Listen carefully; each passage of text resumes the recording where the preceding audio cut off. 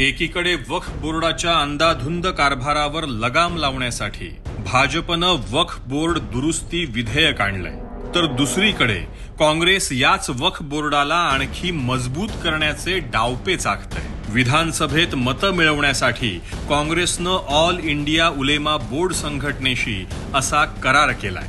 देशातल्या कोणत्याही जमिनीवर वक्फ बोर्डाने दावा केला तर संबंधित मालकाला त्या जमिनीचा हक्क सोडावा लागतो. मग कागदपत्र त्या व्यक्तीकडे असली तरीही वक्फ बोर्ड त्या जमिनीच्या मालकानेच वक्फच्या जमिनीवर अतिक्रमण केलं असा दावा ठोकतं. काँग्रेस सत्तेत आली तर तुमची जमीन, तुमचं घर मुसलमानी वक्फचं होईल आणि तुम्हाला पत्ताही लागणार नाही आणि तुमच्या घरातून तुम्हाला हाकलण्याचे पूर्ण अधिकार काँग्रेस सरकार या वक्फ बोर्डाला देणार आहे.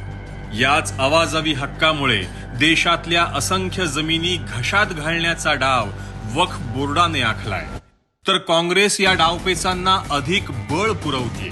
वक्फ बोर्डासाठी 1000 कोटी रुपयांचा निधी देणार म्हणते.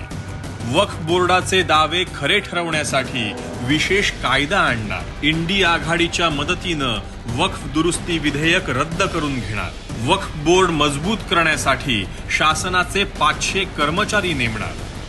काँग्रेसला महाविकास आघाडीला बळ देणं म्हणजे वक्फ बोर्डासाठी आग्रही कट्टरपंथीयांना बळ देणं. हे संकट वेळीच ओळखा, सजग रहा, सावध रहा. काँग्रेस, शरद पवारांची राष्ट्रवादी काँग्रेस आणि उद्धव गटाला मतदान करू नका.